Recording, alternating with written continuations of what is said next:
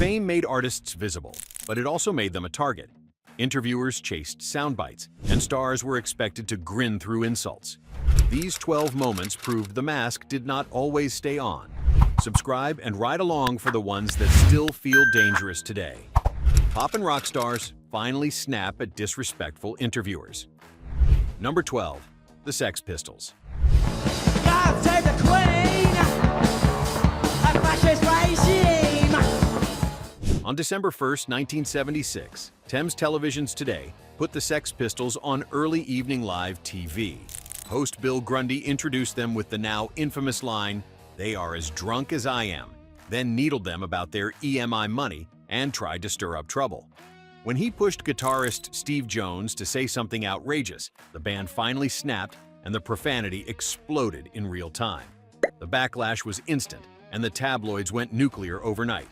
The Today Show was canceled within 2 months of the broadcast, and Grundy never hosted primetime television in the same way again. Decades later, the clip remains one of the most replayed moments in British broadcast history, proof that a few minutes of chaos could become broadcast legend. Not again. You dirty What a clever boy. What a rotter. Number 11. Grace Jones. Than that which you appear to be wearing. I'm overestimated. In November 1980, Grace Jones sat on BBC's Russell Hardy show, dressed like a superstar and treated like background scenery. Hardy repeatedly turned away to speak to other guests, and Jones took it as pure disrespect. She later wrote she felt like the hired help, and the tension built fast under the studio lights. Then it happened. She snapped, and she slapped Hardy on live television. Jones later insisted it was not a drunken stunt. She felt he was not being proper. The moment became instant folklore, replayed for decades as a warning label for talk show etiquette. Few snaps were as physical, and few landed as loudly. I can't look at you. Now, hold. Number 10. The Bee Gees. How deep is your love? By 1997, the Bee Gees had already written a pop catalog that shaped modern songwriting, from their own hits to songs they gave other artists. That is why their appearance on Clive Anderson All Talk felt like a trap. Anderson opened with jokes about their voices and image, and the tone stayed sharp instead of celebratory. Barry Gibb finally snapped and fired back, calling Anderson a tosser, then walked off, followed by Robin Gibb and Maurice Gibb.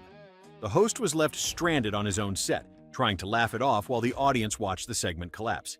It became one of the most famous talk show walkouts ever, and a lesson in what happens when teasing turns into disrespect. Oh, I've never had anyone walk out before, but... We are a tosser, pal. Number 9. James Brown. This is a man's world! By the late 1980s, James Brown was still a force of nature, but the headlines were turning ugly. On CNN's Sonia Live, interviewer Dr. Sonia Friedman tried pressing him on legal trouble and personal chaos. Brown could have played it safe, but he chose something else entirely. He snapped by, refusing the premise of the interview. Instead of answering cleanly, he talked over her, shouted catchphrases, and burst into impromptu bits of his own songs as if turning the studio into his stage.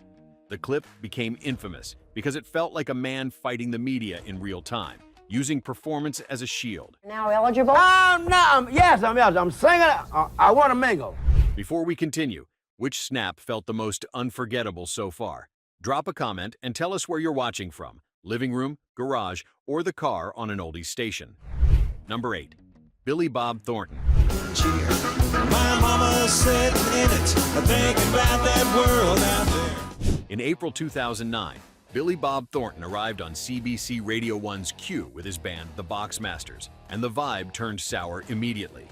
Host Jean Gomeshi introduced Thornton as an actor, and Thornton bristled, clearly wanting the segment treated like a serious music booking, not a celebrity novelty. Thornton snapped through cold silence, clipped answers, and a refusal to play along. The tension spiked when he implied the introduction was disrespectful. Then the interview spiraled into an awkward standoff that went viral. Afterward, Thornton poured gasoline on it with a widely reported jab that Canadian audiences were like mashed potatoes without gravy. It became a case study in how ego and framing could blow up an interview. Billy Bob, you guys formed only in the last couple of years, right? I don't know what you're talking about. Number 7, Bob Dylan.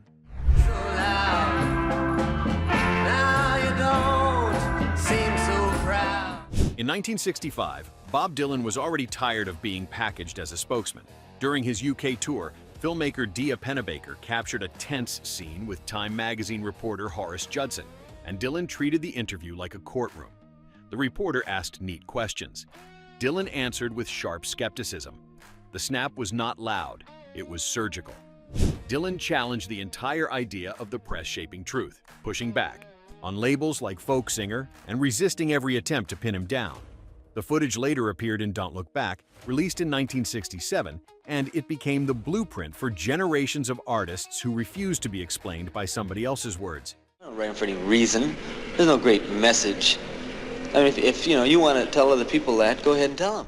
Number 6, Lou Reed.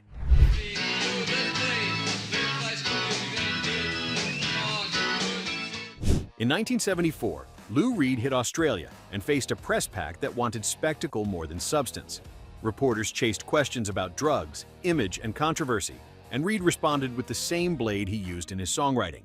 His patience evaporated quickly. He snapped by, treating the room like an enemy, dismissing questions, insulting the intelligence behind them, and refusing to pretend the exchange mattered.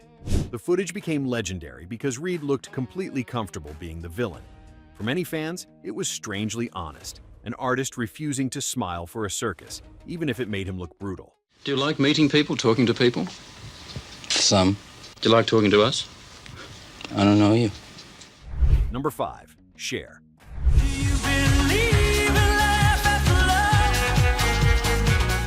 On May 22, 1986, Cher finally appeared on Late Night with David Letterman, after avoiding the show for years.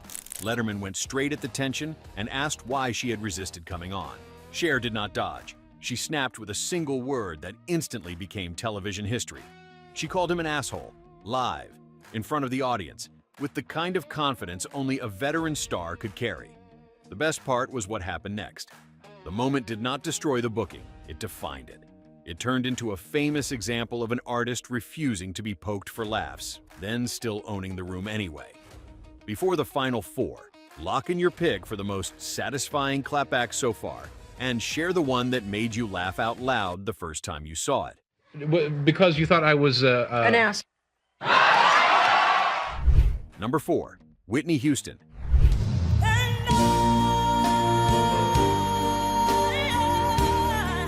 In December 2002, Whitney Houston sat down with Diane Sawyer for ABC's Primetime, with rumors about drugs and her marriage circling like sharks. Sawyer pressed, naming substances and describing tabloid claims. Houston, already under a microscope, reached her breaking point. She snapped with a line that became a pop culture quote for decades. "Crack is cheap," she said, insisting she made too much money for that life. The moment mattered because it came from a singer who once made Billboard history with 7 consecutive #1 singles, and now had to defend her survival on national TV. It was defiant, wounded, and unforgettable. Crack is cheap. I make too much money to ever smoke crack. Let's get that straight, okay? Number 3, Courtney Love. You should learn when to guide. On September 7, 1995, the MTV Video Music Awards aired from Radio City Music Hall, and a routine backstage moment turned into chaos. Madonna was mid-interview with Kurt Loder when Courtney Love crashed the scene, tossing items, climbing in, and pulling attention like a magnet. The snap here was messy, but the disrespect angle was real. Love treated the interview like her stage, and Madonna responded with icy control, refusing to be dragged into the circus. It became one of the most replayed VMA clips ever because it captured 2 different kinds of power, one loud and combustible, the other calm and untouchable. We had our maverick. You know. I was being dragged. Number 2, Prince.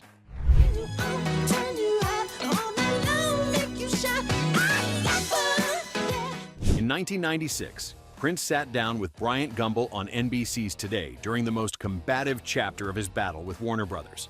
He had already used extreme symbolism to protest his contract, and he was done being shaped into a tidy narrative.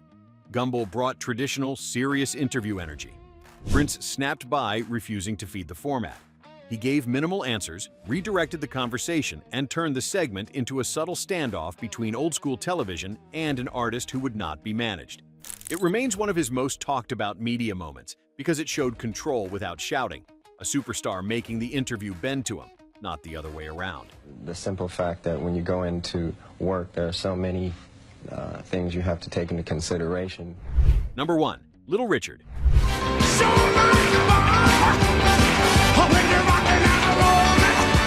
By the late 20th century, Little Richard had heard the story of rock and roll told without him too many times. When hosts acted like the genre began somewhere else, he snapped with humor and authority, forcing the room to correct itself.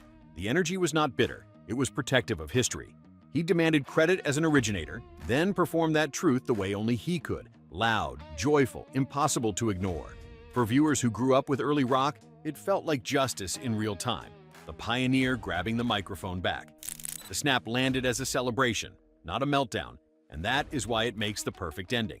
And I've been singing for years. I am the architect of rock and roll. They never gave me